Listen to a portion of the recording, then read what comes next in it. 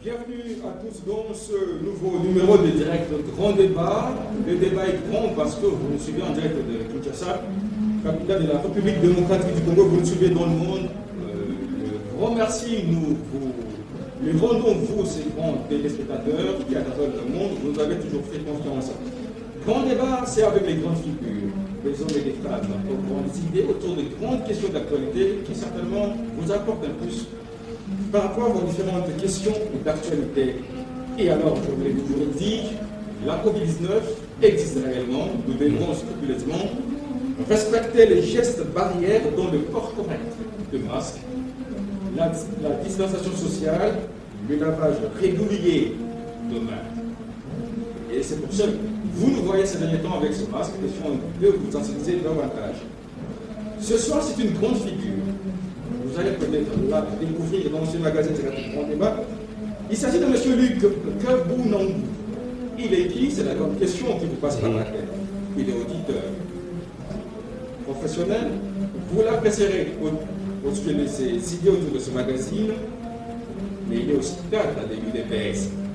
Le parti au pouvoir, nous en serons également avec lui.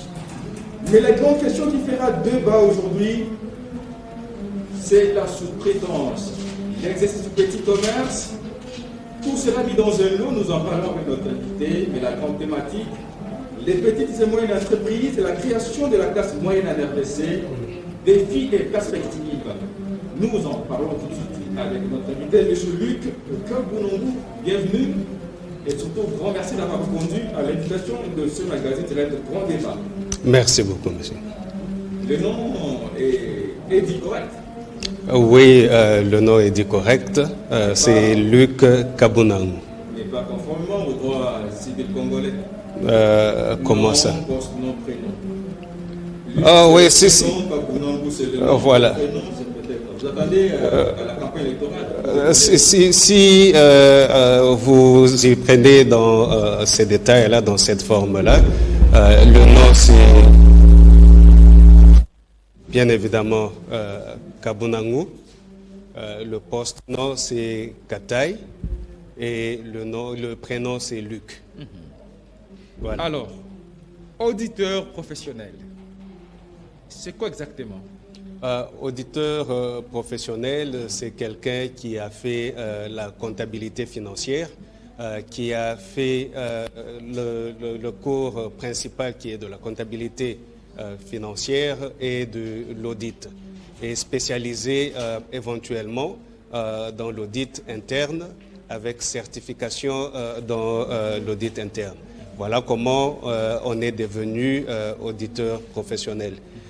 Mais il y a d'autres qualifications.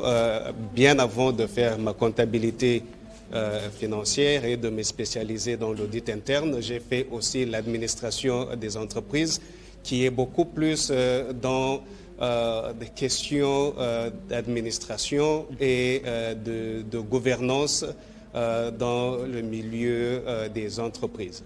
Alors, avant de vous relancer tout de suite dans le débat qui est le grand autour de cette grande thématique, Okay.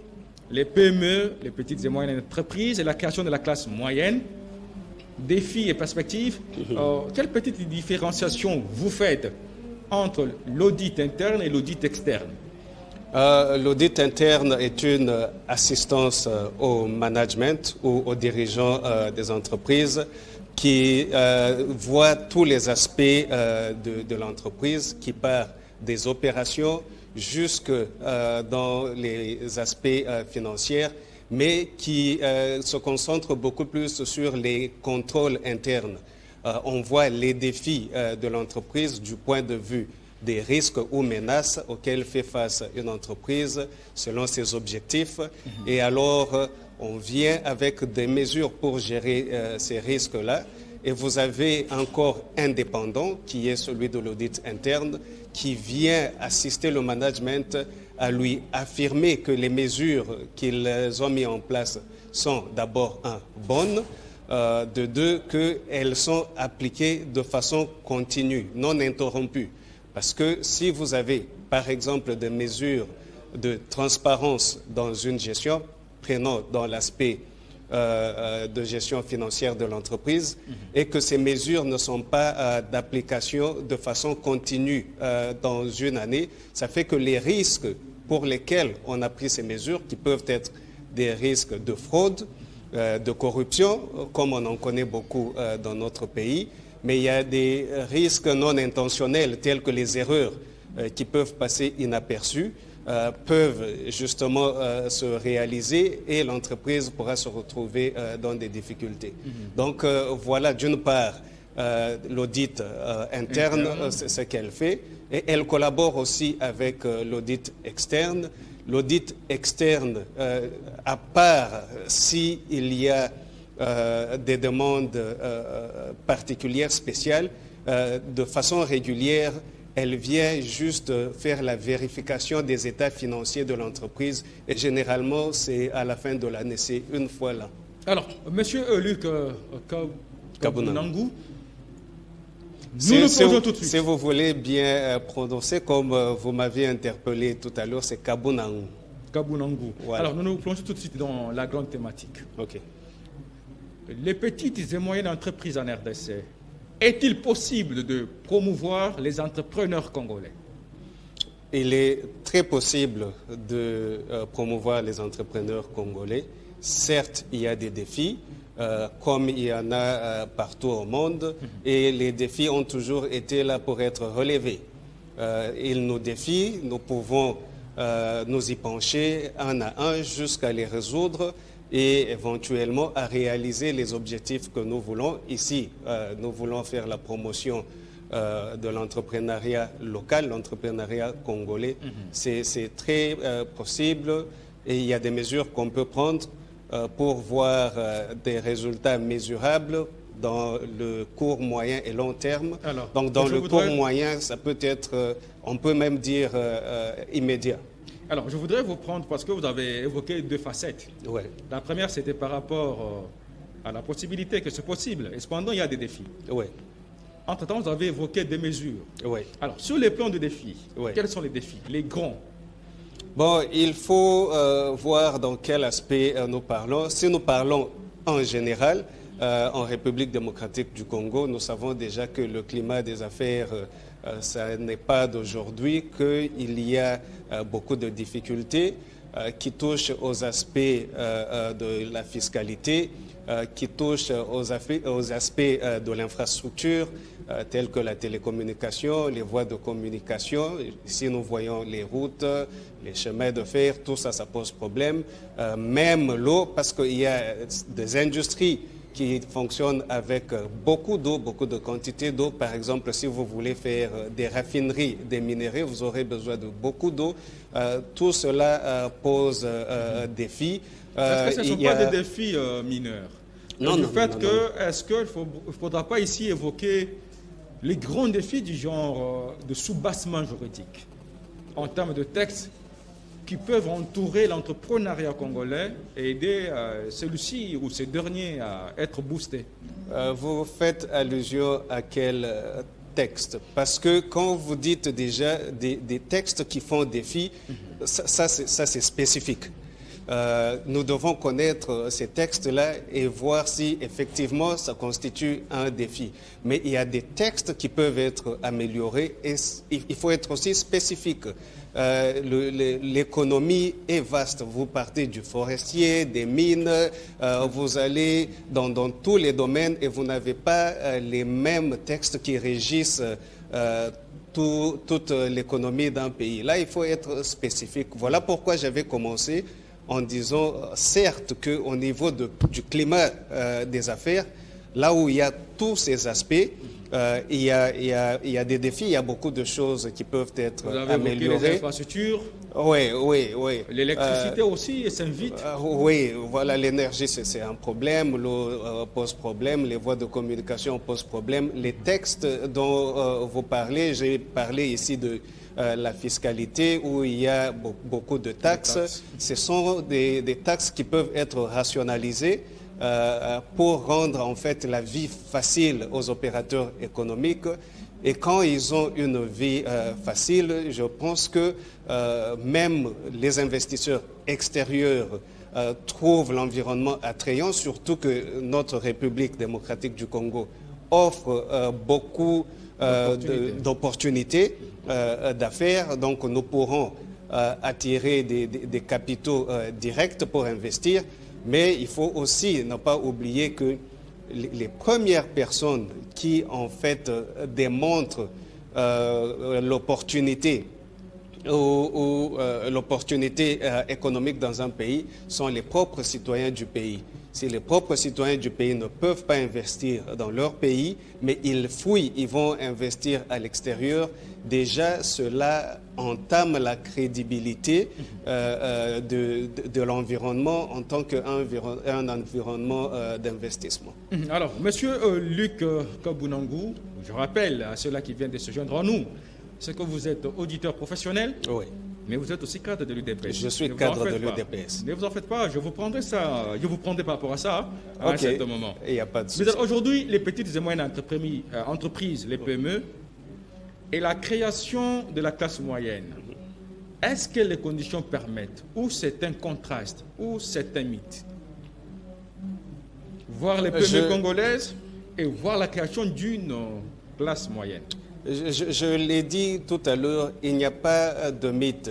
Le Congo n'est pas différent de tous les pays que vous connaissez au monde.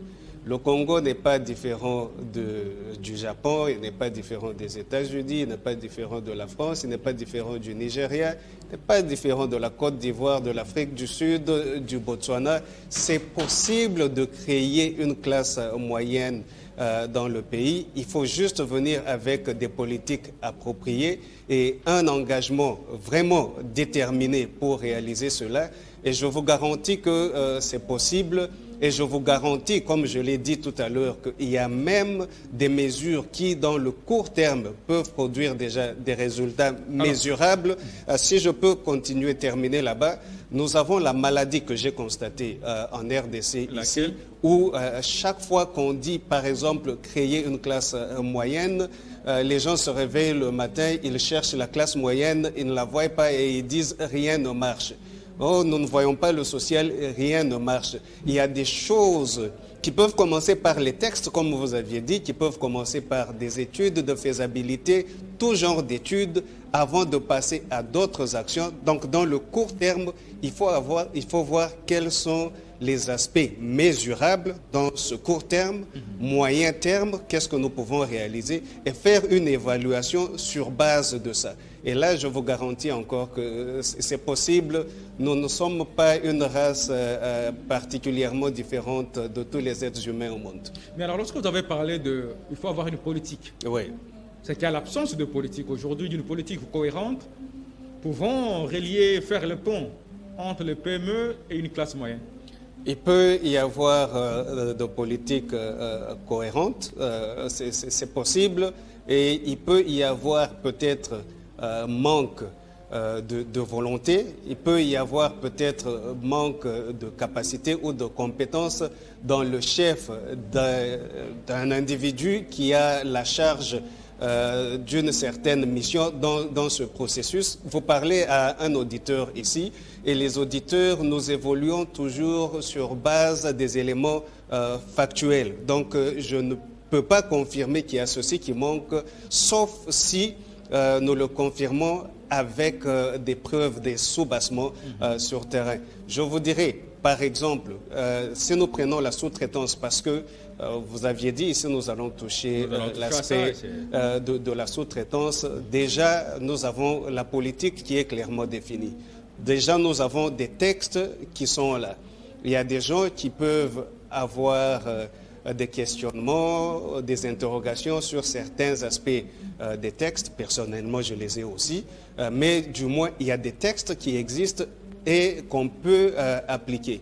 Il y a l'organe technique de la sous-traitance qui est supposé veiller à ce que la loi soit appliquée, qu'il y ait cette facilitation-là de la petite et moyenne entreprise dans son exercice économique jusqu'à créer la richesse congolaise et créer la classe moyenne, nous avons peut-être des défis à ce niveau-là. Donc, comme j'ai dit tout à l'heure, il faut savoir à quel niveau se situe le problème pour commencer à l'adresser. Je vous prends maintenant là, Merci. par ce mot. Oui. Vous avez tout de suite invité l'autorité de régulation de la sous-traitance du secteur privé, Oui. qui selon vous peut faciliter, Oui. ou peut servir de pont. Il ne peut pas faciliter, il a l'obligation, il a cette responsabilité. Mais déjà, partons, vous avez évoqué même un soubassement juridique. Oui. Ici, parce que nous sommes maintenant en plein pied dans la sous-traitance. Dans cette loi du 17, Oui. de numéro 17/001 de 2017, Oui. la sous-traitance, est-ce que cette loi depuis 2017 jusqu'aujourd'hui en 2022, Oui. comment vous, personnellement, avez-vous évalué l'application de ces soubassements juridiques par rapport à son applicabilité dans les secteurs concernés? J'ai parcouru cette loi, je ne me dirais pas expert parce que je ne suis pas un homme de droit, mais je l'ai parcouru, je l'ai comprise, je peux relever... Elle est adaptable aux réalités congolaises. Oui, elle est applicable aux réalités congolaises. Adaptée, je dis, adaptée aux réalités congolaises. Non, elle a été conçue par les Congolais sur base de la réalité congolaise. Elle a été mise sur pied par des Congolais pour adresser le problème dans l'environnement congolais. Donc c'est une loi congolaise applicable. Ce n'est pas adaptable, c'est applicable. Elle a été conçue. Les réalités sont évolutives. De 2017 en 2022, vous croyez que les réalités sont les mêmes? Elle est applicable, elle peut être améliorée. Moi, je le dirais de cette façon. Si vous me demandez est-ce que les réalités sont les mêmes en termes de quoi, il faut que nous soyons spécifiques. Vous aviez peut-être constaté quelque chose, un défi qui aussi s'oppose aux textes tels qu'ils sont aujourd'hui. Alors je pourrais très bien répondre si j'avais cette précision-là, mais sinon d'emblée comme ça, je dirais que la loi, elle est applicable, elle est suffisamment bonne et elle peut porter les résultats pour lesquels elle a été conçue. Alors, Monsieur Luc Kabunango, vous semblez soutenir cette loi Oui. sur la sous-traitance. Quelles sont les garanties qu'elle offre? Les garanties sont les avantages qu'offre cette loi. C'est celle de faciliter la création d'une classe moyenne, la création de la richesse congolaise. Ce sont les avantages de création d'emplois. Ce sont les avantages de création ou d'élargissement de l'assiette fiscale au Congo, où nous pourrons éventuellement avoir une croissance aussi sur notre budget si elle était bien appliquée, avec toutes les conséquences que vous pouvez en tirer. Alors, aujourd'hui, la sous-traitance, la loi a été promulguée, oui. Elle est exécutoire, elle est applicable, mais vous semblez donner l'impression, à vous lire dans vos différentes publications, dans vos différentes interventions, vous êtes parmi de ceux-là qui restent encore pessimistes du fait que le secteur privé ne jouit pas encore convenablement de cette loi. Qui bloque? La loi est applicable au secteur privé, donc c'est une loi pour le secteur privé. S'il vous plaît, je voulais être spécifique. Je parle du secteur minier, du secteur économique, ça veut dire secteur du commerce. Oui. Vous vous plaignez que cette loi n'est pas d'application. Qui bloque? Est-ce les entreprises ou c'est la corruption qui bloque? Attention, parce que là, la corruption n'est-elle pas au rendez-vous du blocage de l'application de cette loi dans les entreprises privées? Je suis d'abord content que vous me lisiez, que vous lisez mes publications. C'est une très bonne chose. Ça veut dire que nous sommes en train, les efforts pour conscientiser notre population et aussi toucher la porte importante pour avoir une traction dans l'application de cette loi. Nous pensons que nous sommes en train d'avancer. Ce qui bloque, je pense que nous pouvons catégoriser. Je pense qu'au niveau de l'État, déjà, à mon humble avis, nous ne faisons pas suffisamment pour porter les résultats escomptés relevant de cette loi. On pourra peut-être entrer en détail là-bas. D'autre part, je pense que les opérateurs économiques, particulièrement ceux qui sont qualifiés comme entreprises principales, qui, eux, ouvrent les marchés aux petites et moyennes entreprises. Et ici, il faut encore spécifier qu'il s'agit des petites et moyennes entreprises congolaises, donc de droit congolais, capitaux congolais promus par les Congolais.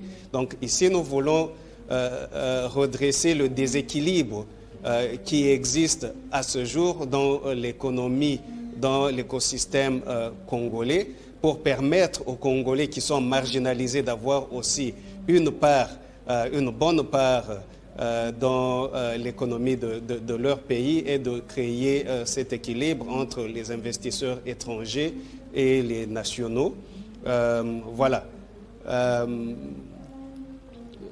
Alors, où est-ce que j'en étais là? Alors, c'est parce que dans la plupart de vos interventions, vous vous attaquez plus au secteur minier. Oh, voilà, j'y arrive. Voilà, c'était ça. C'était pour créer cet équilibre entre les petites et moyennes entreprises congolaises et les entreprises principales qui sont pratiquement à 100% étrangères. Le problème ici, nous avons l'impression que il y a beaucoup de ces entreprises principales, si pas presque toutes, qui ne jouent pas encore le jeu selon l'esprit et les prescrits de la loi pour favoriser et faciliter cette participation des petites et moyennes entreprises congolaises dans le secteur privé, dans la sous-traitance. Comment doivent-elles se comporter pour Un attendre bon ces citoyen. résultats escomptés lorsque vous accusez trop les entreprises principales? Oui. Quel doit être ce comportement de ces entreprises principales pour enfin favoriser cette éclosion des Non, PME? elles doivent se comporter en bons citoyens. Nous avons tous la responsabilité, individuellement, comme personnes physiques et les personnes morales, nous avons tous le devoir de nous comporter en bons citoyens qui respectent les lois. Et s'il y a des difficultés dans les lois, il y a toujours des voies et moyens pour adresser ces difficultés-là. C'est pour ça que je vous disais tout à l'heure que la loi, elle est applicable. Et je vous disais aussi que c'est tout à fait normal s'il y a des aspects de la loi qui nécessitent une amélioration, c'est normal. Mais à ce stade, je pense qu'elles doivent se comporter en bons citoyens et à appliquer la loi strictement, effectivement. Et voilà pourquoi je dis dans un court terme, ça c'est mesurable, combien d'entreprises appliquent la loi et déposent leur rapport à l'organe technique qui est l'autorité de régulation de la sous-traitance, ARSP. Combien Vous les estimez entreprises? à combien ces entreprises-là? Non, il y en a beaucoup. Je n'ai pas le nombre, mais nous avons vu plutôt vous attaquer trop à Kibali Gold. Je ne m'attaque pas trop à Kibali Gold. Je pense que dans mes interventions, j'ai cité une fois Kibali Gold ou deux fois. La première fois, c'était d'abord de louer les efforts de Kibali Gold parce que jusque-là, j'ai vu seulement Kibali Gold sortir publiquement et parler justement de la question de sous-traitance avec des chiffres. Et plus ou moins 2 milliards. Plus ou moins 2 milliards de dollars l'an. Vous voyez un peu la magnitude de ce chiffre d'affaires qui devrait normalement passer par les mains congolaises. Kibali Gold nous a confirmé que cela était le cas. Mais ma deuxième intervention, je disais qu'il y avait des indications comme quoi ça ne serait pas totalement exact que les 2 milliards de dollars de chiffre d'affaires soient allés aux Congolais selon la loi.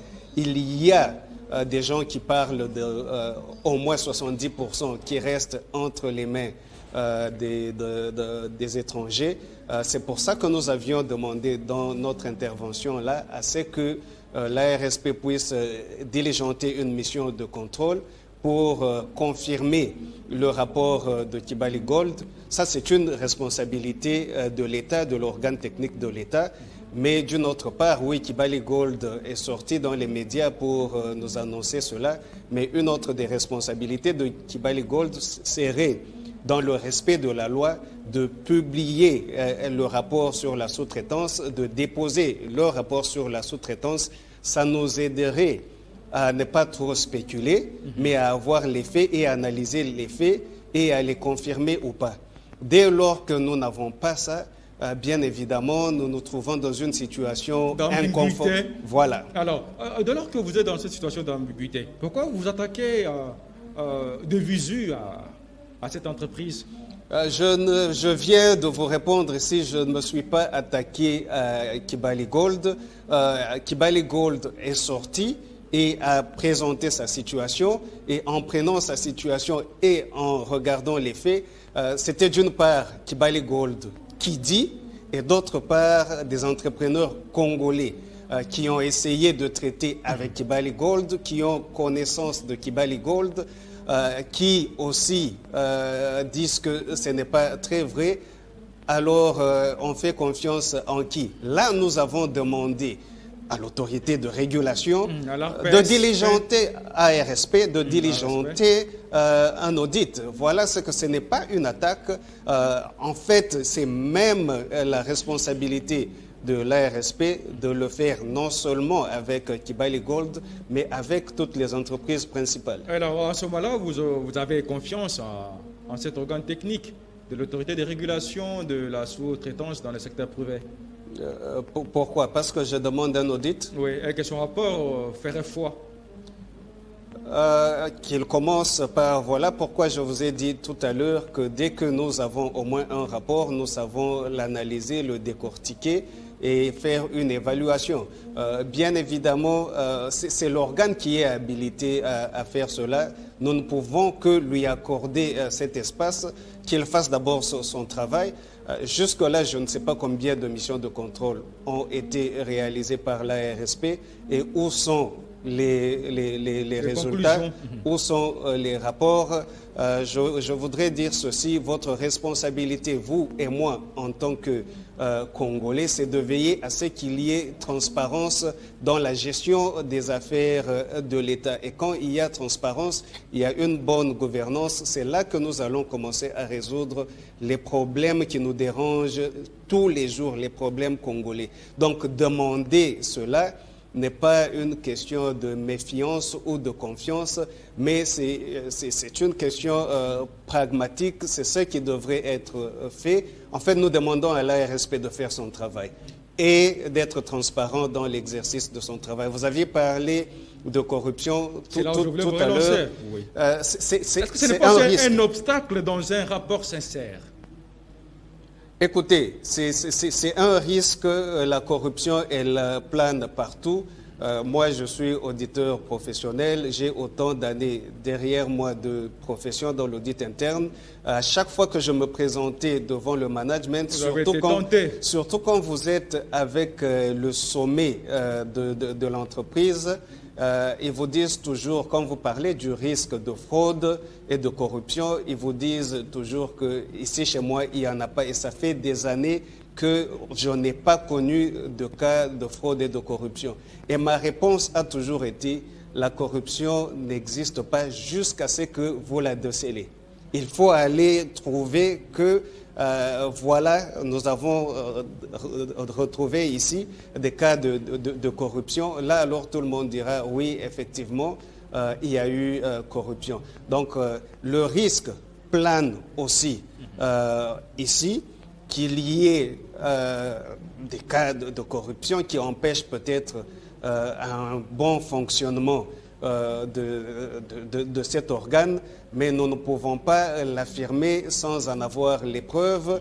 Il faut que les autres organes habilités, tels que le Parlement et d'autres services de l'État habilités, puissent faire ce travail-là pour que éventuellement nous puissions voir qu'est-ce qui cause l'inefficacité, parce que je suis aussi d'avis qu'il y a une efficacité pour le moment dans le chef de l'ARSP.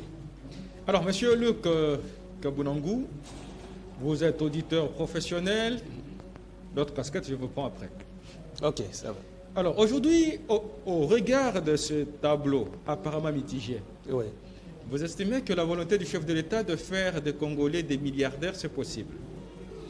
Je vous ai dit que le Congo n'est pas... C'est possible? Je vous ai dit que le Congo n'est pas un État différent de tous les États au monde. Je vous ai dit que le Congolais n'est pas différent de tous les êtres humains. Nous avons l'habitude de nous rabaisser nous-mêmes, mais je vous garantis aussi vous-même, peut-être que si je vous pose la question, vous allez me citer un ou deux génies congolais que vous connaissez en RDC et dans le monde. Donc nous ne sommes pas différents, c'est possible. Il n'y a rien de compliqué là-bas. C'est qu'il faut donner un environnement propice pour que le Congolais qui fait des millions en Afrique du Sud, que le Congolais qui fait des millions au Nigeria, que le Congolais qui fait des millions je ne sais dans quel autre pays, trouve un climat favorable soit au pays. en mesure de venir le faire. Et surtout que notre pays offre quand même des grandes opportunités. Tout le monde qui veut venir investir au Congo ou qui veut venir faire des affaires au Congo, ce n'est pas pour nos beaux yeux, mais c'est pour toutes les opportunités qu'offre ce pays. Alors, c'est-à-dire qu'on peut donner raison au chef de l'État lorsque, lors de la récente réunion du Conseil des ministres, oui. C'était un certain 28 janvier de cette année, il s'est dit ne pas voir les effets palpables de cette loi sur la sous-traitance. Ces répercussions dans la population entreprenante ne se sont pas. Sa plainte est fondée quand même. Elle est fondée.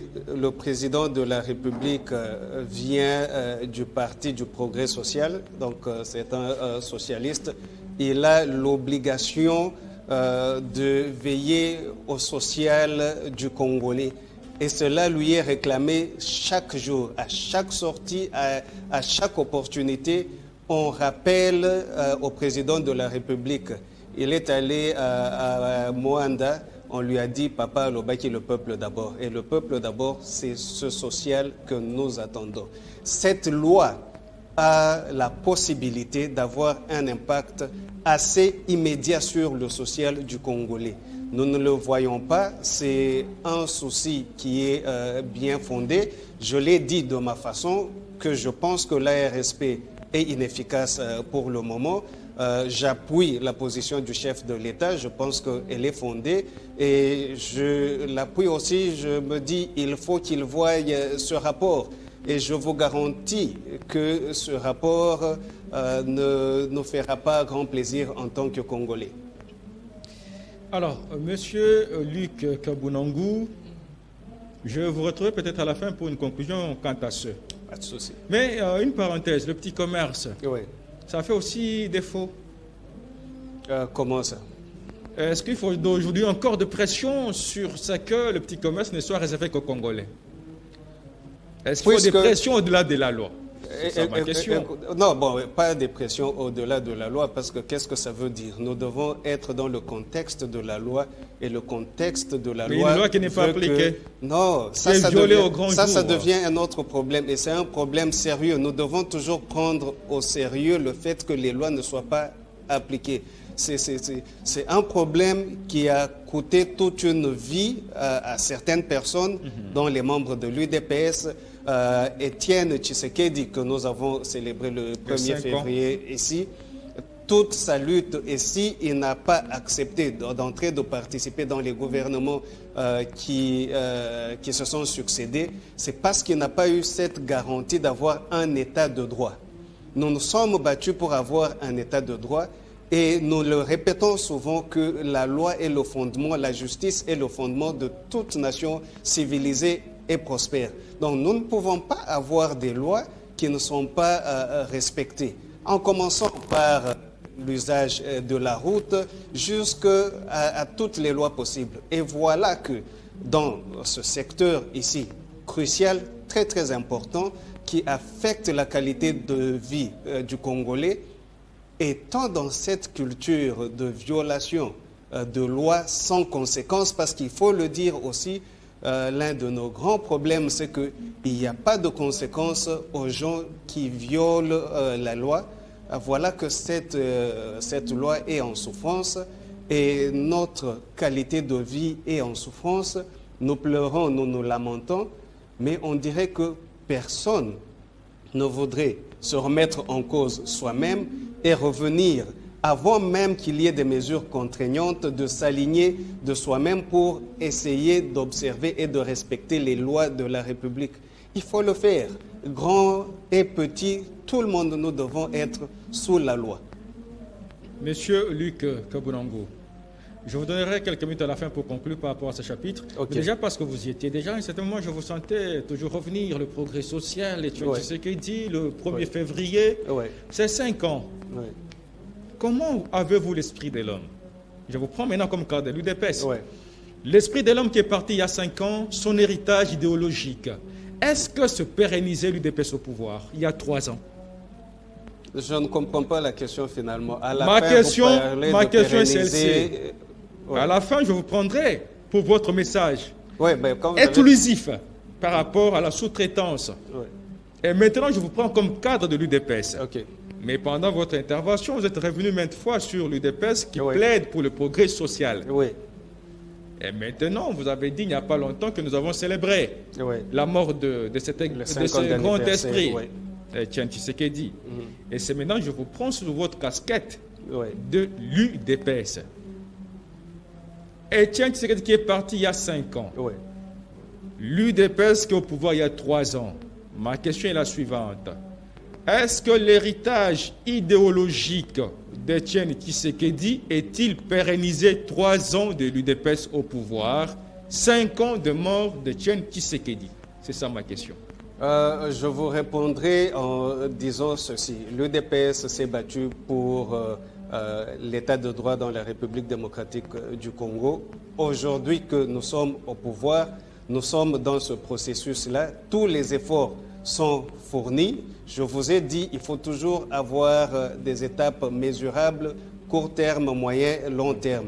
Je pense qu'au niveau où nous en sommes, nous sommes dans l'instauration de l'état de droit. Les choses ne sont plus telles qu'elles étaient avant que Félix-Antoine Tshisekedi soit élu président de la République et qu'il soit aux commandes en tant que chef de l'État. Je vous dirais, le social du Congolais, nous y arrivons aussi. Ce n'est pas parce que le foufou n'est pas encore sur la table qu'on va banaliser le feu qu'on a allumé et la casserole et l'eau qui sont apprêtées, mais c'est tout un processus. Au moins, on doit reconnaître que pour ce moment ici, on a déjà été au marché, on est revenu. Il y a un paquet franchi. Donc, c'est ça. On n'a pas de bâton magique pour que en 3 ans, avec 2 ans de coalition que vous avez connue et 6 mois 9 mois maintenant du gouvernement Wario, que nous puissions faire ceci pour résoudre tous les problèmes sociaux des Congolais. Non, mais du moins au niveau de la volonté politique, elle est palpable, nous la voyons. Nous laissons le Congolais s'exprimer, nous écoutons le Congolais et nous essayons de nous redresser et de changer de fusil d'épaule pour prendre une orientation afin de résoudre les problèmes du Congolais. C'est dans ce sens que vous avez vu le président de la République réagir aussi, j'y reviens encore, sur la question de la sous-traitance, parce que nous avons déjà compris que dans ce domaine ici, nous aurons des résultats palpables et des résultats très efficaces sur le social du Congolais. Alors, comment voyez-vous l'avenir de l'UDPS d'ici 2023 avec ces différentes zones de turbulence qui le secouent? Est-ce que l'UDPS aura-t-elle, l'Union pour la démocratie et le progrès social, aura-t-elle pignon sur rue pour affronter les potentiels candidats à la présidentielle de 2023? Mais vous voyez quelle opposition en face de nous? pour les prochaines élections. Pour ne pas citer la dernière dissidence ou le dernier départ de Mais- Jean-Marc mais- Kabound. Est-ce que Kabound ne fait-il pas peur à l'UDPS en 2023? Mais est-ce que Kabound vous a parlé de son départ? Kabound a été exclu. Déchu. Il a été, tout ça là, et pour la finalité, il a été exclu de l'UDPS selon une procédure disciplinaire qui a trouvé des fautes à son égard. Malheureusement, pour ma part, je dirais qu'il aurait dû se présenter et suivre le processus et que tout soit prononcé en sa présence, mais ce n'est pas la fin du monde. Je ne pense pas que cela retire le sang UDPS en lui.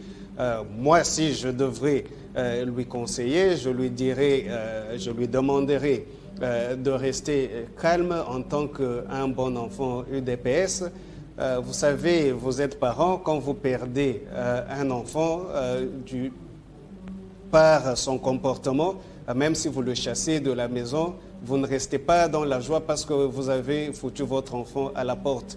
Mais par contre, vous vous attendez à ce que l'enfant revienne, qu'il se corrige, qu'il s'amende et que vous repartiez sur de bonnes bases. Et d'ailleurs, ça, quand on le fait, c'est pour corriger et non pas pour détruire.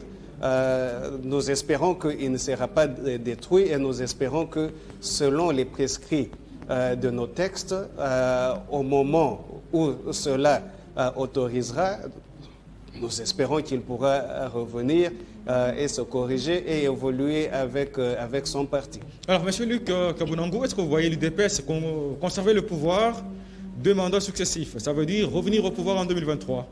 Vous me parlez de 2 mandats successifs. Moi, je nous vois au-delà de 2 mandats successifs. Ça veut dire? Je vous ai dit tout à l'heure, qui est-ce que vous mettez en face de nous en tant que Moïse Katumbi, qui est membre de l'Union Sacrée, opposition. dit candidat à la présidence de Mais 2023. qu'il saute, qu'il traverse d'abord sa ligne rouge qu'il a tracée lui-même il n'y a pas longtemps. S'il n'est pas en mesure de traverser les lignes que lui-même trace, il va faire peur à qui? Ce n'est pas à l'UDPS. Et quand vous parlez ici, vous nous avez parlé de Jean-Marc Kabound, que nous autres, nous avons pris une position punitive à son égard. C'est l'UDPS qui a pris cette position-là. Mais chez Moïse Katumbi, vous entendez les déclarations des membres de sa famille politique qui se réclament même être majoritaires, qui sont en train de le désavouer en fait. Et il doit nous faire peur à nous. Et le bilan social, vous est-il favorable? Je vous ai dit tout à l'heure, je pense que les conditions du Congolais se sont améliorées du point de vue d'abord de ses droits dans le pays. Aujourd'hui, vous et nous et autant de Congolais peuvent s'exprimer librement dans notre pays et nous pouvons déjà relever autant de défis que nous avons pour que l'autorité commence à les adresser sans avoir peur. Je pense que dans le passé, peut-être que quelqu'un aurait peur de sortir comme je sors ici et venir dire que bon, il y a des choses qui ne marchent pas dans la sous-traitance et qu'il peut y avoir corruption, il faut investiguer. Peut-être qu'en sortant d'ici, je n'arriverai pas à la maison. Et tout ça, ce sont des choses que nous sommes en train de réaliser. Et dans les fruits, je pense, d'ici 2023, on verra déjà certains fruits. Et avec le 2e mandat de Félix Tshisekedi, nous porterons même plus de fruits. Vous en êtes rassuré pour un second mandat? Vous me voyez parler avec confidence et certitude. Alors, Monsieur Luc Kabunango, nous sommes arrivés à la fin de ce magazine Direct Grand Débat. Okay. Je rappelle que vous êtes auditeur professionnel, vous êtes cadre de l'UDPS. Ouais. Et maintenant, en tant qu'auditeur professionnel, là, vous vous battez pour le respect de la loi sur la sous-traitance. Ouais.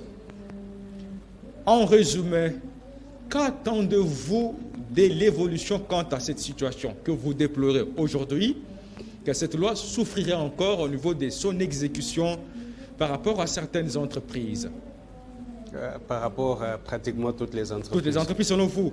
Ouais. Votre message, qu'attendre, que faire en termes de perspective pour que les choses s'améliorent? Ce que nous aimerions voir, c'est déjà à prendre le taureau par les cornes et veiller à ce que cette loi soit appliquée, qu'elle soit d'application effective.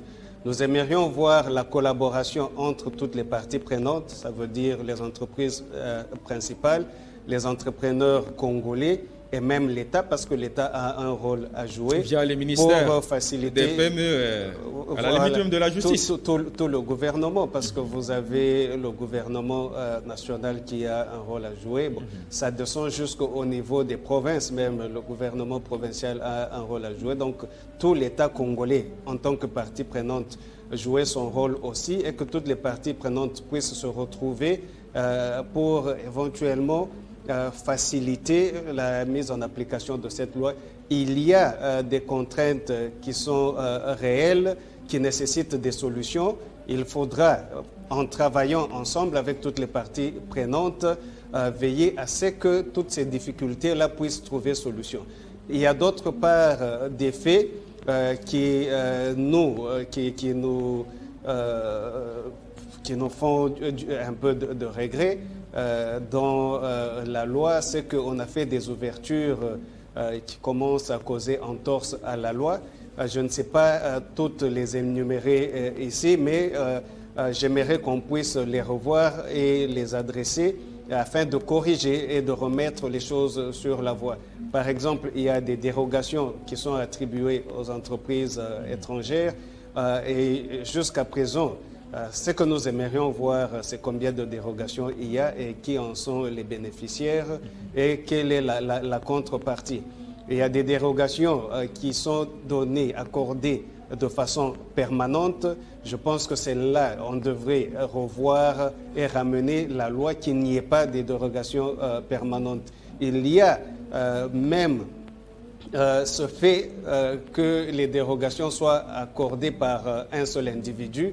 Avec tous les risques que nous avons cités tout à l'heure, je pense que même pour cette fonction-là qui accorde les dérogations, pour sa protection et sa sécurisation, pour sa paix, il faudra revoir ça et que il faut que des dérogations restent, pas les permanentes, celles de 6 mois, que ça soit au moins un comité ou même l'entrepreneur congolais qui est bénéficiaire de cette loi pourra participer pour arriver à déterminer.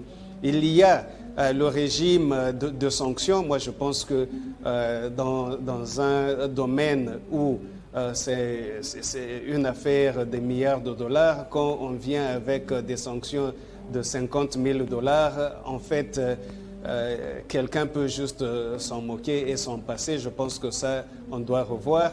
Il y a des questions de formation dans des domaines spécifiques. Au lieu de donner des dérogations, la loi dit qu'il faut former les Congolais pour qu'ils soient en mesure de rendre service. Je pense que ce sont des choses qu'il faut renforcer et voir réaliser sur terrain. Alors, une petite question. Est-ce qu'il y a des mécanismes d'échange d'informations ou des dénonciations? Jusque-là, voilà pourquoi je parle que les parties prenantes puissent trouver un cadre pour travailler ensemble, pour qu'il y ait justement cette possibilité de faire des dénonciations sans avoir peur ni avoir des rétributions après avoir fait mais pas aussi léser le partenaire. Oui, voilà. Monsieur Luc Kabunangu, merci d'être venu. Je vous remercie. C'est la fin de ce magazine direct Grand Débat qui a reçu ce jour M. Luc Kabunangu. Je rappelle, il est auditeur professionnel.